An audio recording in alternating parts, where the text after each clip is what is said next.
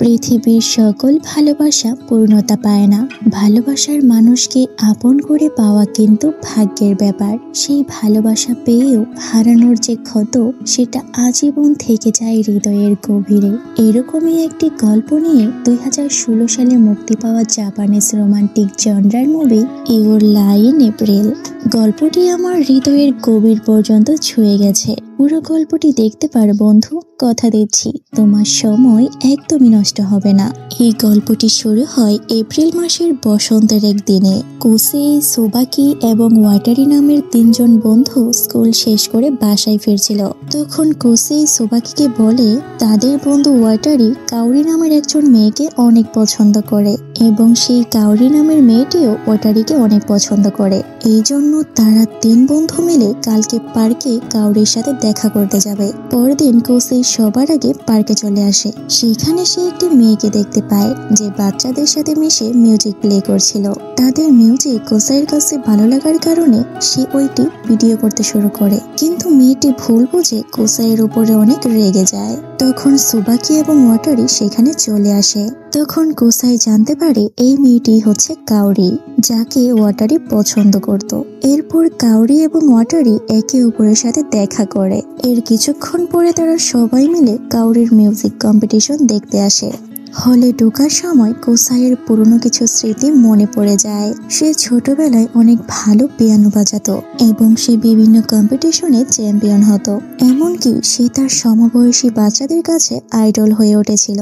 আর এই সম্পূর্ণ ক্রেডিট হচ্ছে তার মায়ের, কারণ তার মা ছিল অসাধারণ একজন পিয়ানিস্ট। তিনি চ্যাম্পিয়ন হওয়ার চেয়ে নিখুঁতভাবে পিয়ানো বাজানোটাকে খুবই প্রাধান্য দিতেন। কিন্তু কোসাইয়ের নজর ছিল শুধু ট্রফির দিকে। এই জন্য তার মা প্রায়ই তার উপর অনেক রেগে যেত। তিনি একটি মরণবেদী রোগে আক্রান্ত ছিলেন। তার ছেলেকে একজন বিখ্যাত পিয়ানিস্ট হিসেবে দেখার আগেই তার মৃত্যু হয়ে যায়। এরপর থেকেই কোসাইয়ের কখনো পিয়ানো বাজায় না, কারণ পিয়ানো বাজানোর সময় তার চারদিক অন্ধকার হয়ে আসতো এবং সে কিছুই শুনতে পেত না। এরপর গল্পটি চলে আসে রিয়েল টাইমে। তখন কাউরি স্টেজে পারফর্ম করছিল। সেই কম্পিটিশনের রুলসের তুলনায় সে অনেক ফাস্ট ভায়োলিন প্লে করে। এটা দেখে মনে হচ্ছিল কম্পিটিশনটা তার কাছে কোনো ম্যাটার নয়, শুধুমাত্র সে তার নিজের খুশির জন্য ভায়োলিন প্লে করছে। এই বিষয়টা দর্শকরা খুবই এনজয় করলেও বিচারকরা এই বিষয়টা মোটেও পছন্দ করে না। এর পরের দিন স্কুল থেকে বাসায় ফেরার সময় কোসাই এবং কাউরির দেখা হয়। কাউরি এবং ওয়াটারির রেস্টুরেন্টে যাওয়ার কথা ছিল। ওয়াটারি খেলাধুলা নিয়ে ব্যস্ত থাকার কারণে কাউরি কোসাইকে ধরে নিয়ে রেস্টুরেন্টে চলে আসে। সেই রেস্টুরেন্টে একটি পিয়ানো ছিল যেটা বাচ্চারা প্লে করছিল। কাউরি বাচ্চাদের কাছে গিয়ে কোসাইকে দেখিয়ে বলে এই লোকটা হচ্ছে বেস্ট পিয়ানো প্লেয়ার। এই জন্য বাচ্চারা কোসাইকে ফোর্স করে পিয়ানো বাজানোর জন্য নিয়ে যায়। তার মিউজিক শুনে সবাই অবাক হয়ে যায়। সবাই এটা ভাবতে থাকে এত সুন্দর করে মিউজিক কে বাজাচ্ছে। ঠিক তখনই কোসাইয়ের চারদিক অন্ধকার হয়ে আসে এবং সে কিছুই শুনতে পাচ্ছিল না। তখন কোসাই সেখান থেকে দৌড়ে বেরিয়ে যায় এবং কাউরিও দৌড়াতে দৌড়াতে তার পেছনে চলে আসে। কাউরি খুবই চঞ্চল এবং ফ্রি টাইপের একজন মেয়ে ছিল। সে তার জীবনের প্রত্যেকটা মুহূর্ত এনজয় করত, আর কোসাই ছিল তার উল্টো। এরপর কাউরি কোসাইকে ধরে নিয়ে সানসেট দেখাতে নিয়ে যায়। কাউরি ওয়াটারিকে রেখে কোসাইয়ের সাথে এতটা ঘনিষ্ঠ হওয়ার কারণ কি, সেটা তোমরা ভিডিও শেষে জানতে পারবে। এরপর কাউরি কোসাইকে বলে তুমি আমাদের জেনারেশনের সবচেয়ে বেস্ট পিয়ানিস্ট ছিলে, কিন্তু হঠাৎ করে তুমি হারিয়ে গেলে কেন?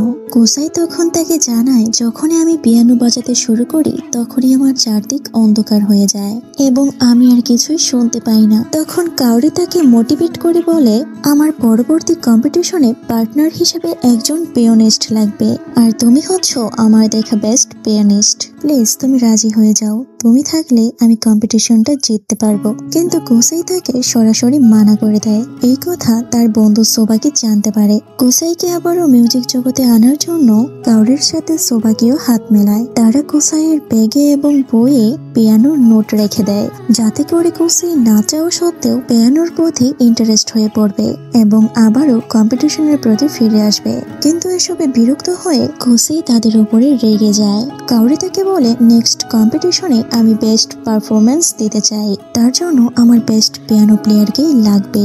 এই বলে কাউরি কোসাইকে তার পার্টনার হওয়ার জন্য প্রচুর রিকোয়েস্ট করে এবং এক পর্যায়ে সে কান্না করে দেয়। তখন স্ত্রীর বিরুদ্ধে হলেও কোসাই রাজি হয়ে যায়, কিন্তু সে জেতার কোনো গ্যারান্টি নেয় না।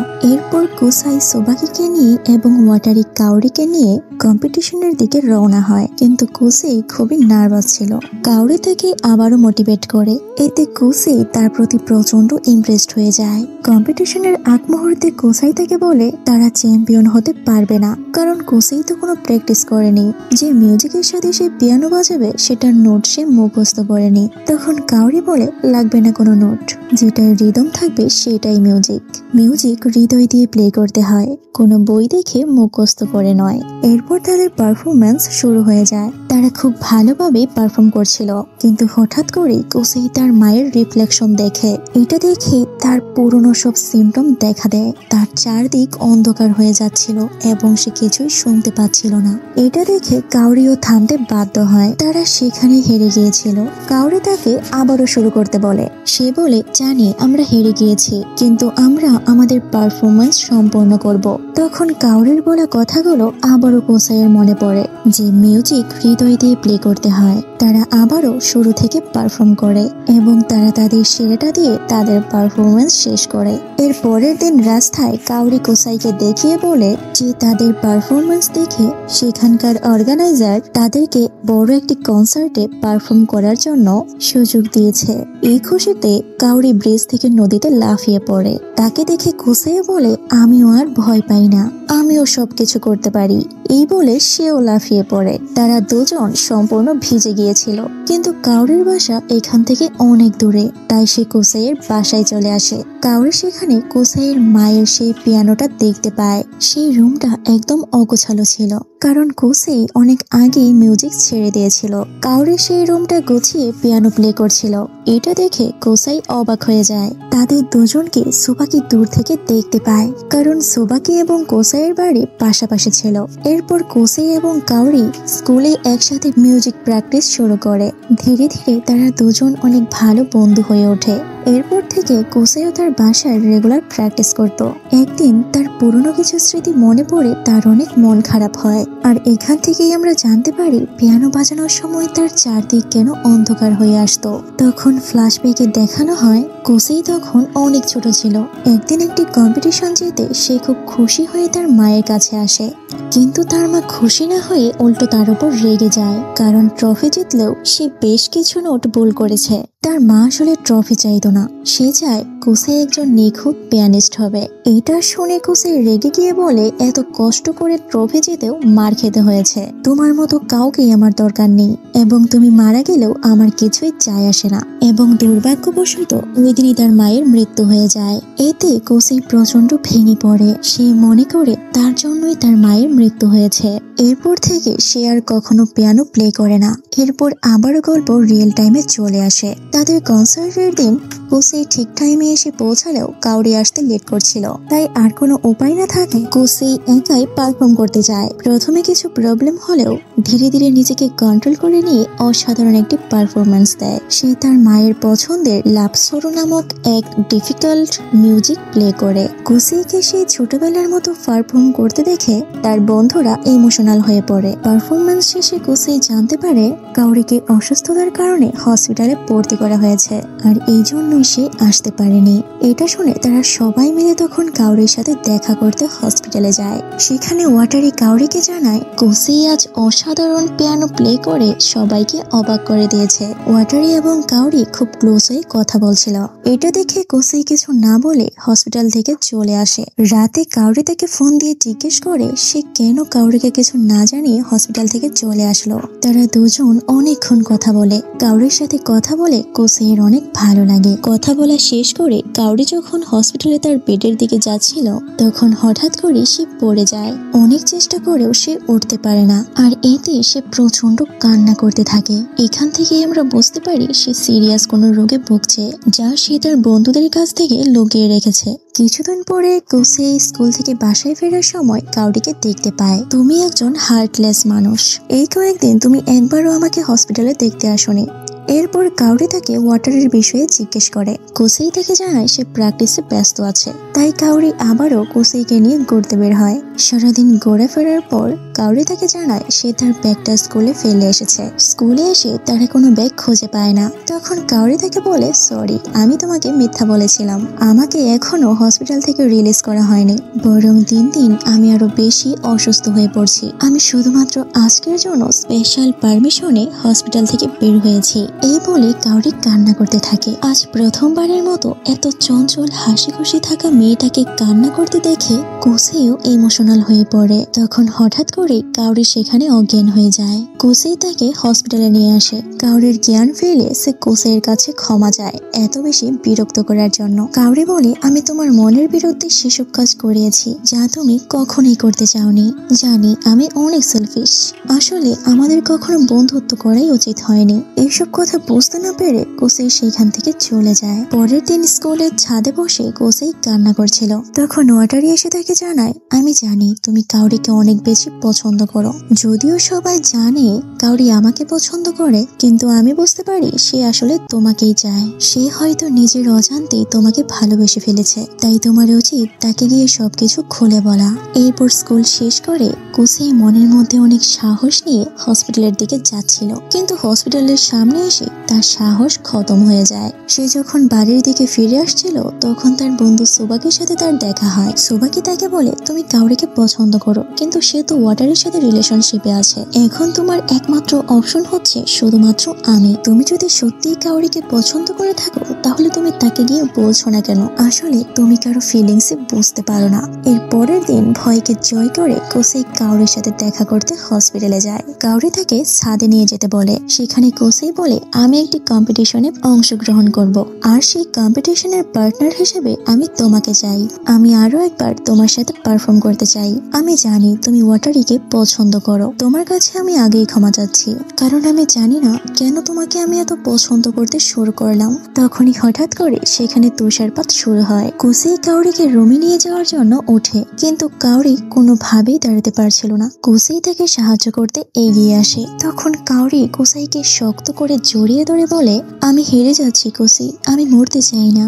এর পরের সিনে দেখা যায় কাউরি এবং তার বাবা মা ডক্টরের সাথে কথা বলছিল।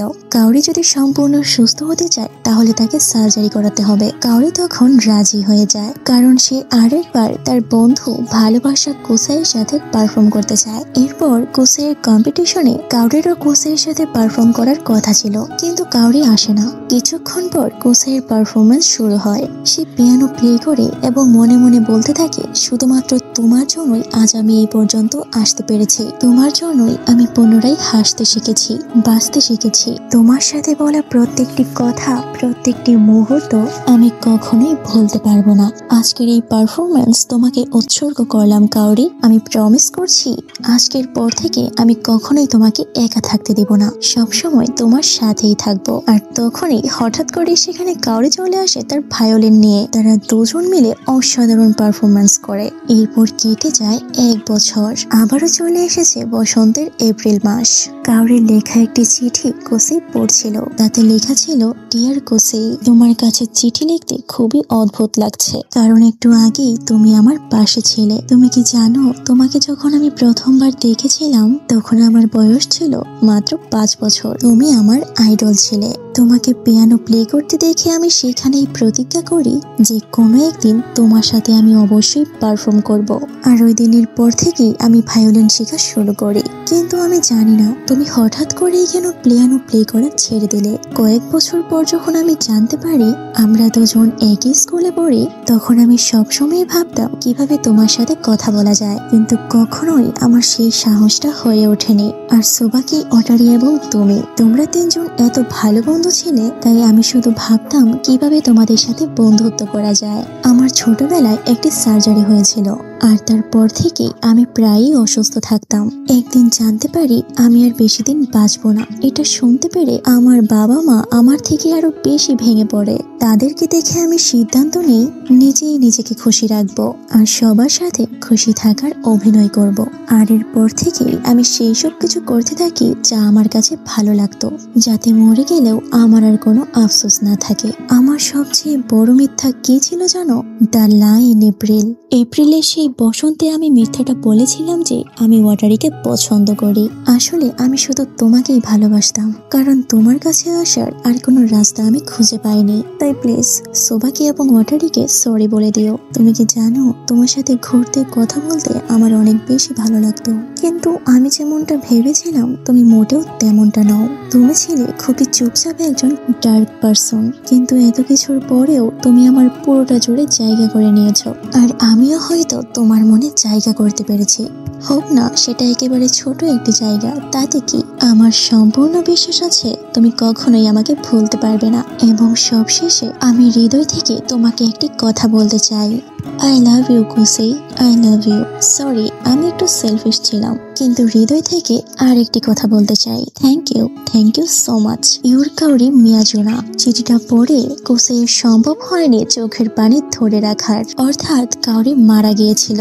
সে ওই দিনই মারা গিয়েছিল যেদিন তার সার্জারি করা হয়েছিল, এবং তার একই দিনে কোসাইয়ের পারফরমেন্স ছিল। সেই পারফরমেন্সের মধ্যে হঠাৎ করে কাউরির চলে আসাটা ছিল কোসাইয়ের ইমাজিনেশন। আর এমনই একটি হার্ট ব্রোকেন মুহূর্তে গল্পটি শেষ হয়ে যায়। গল্পটি তোমার কাছে ভালো লাগলে একটি সাবস্ক্রাইব করে দিও বন্ধু। আজকের মতো গুড বাই।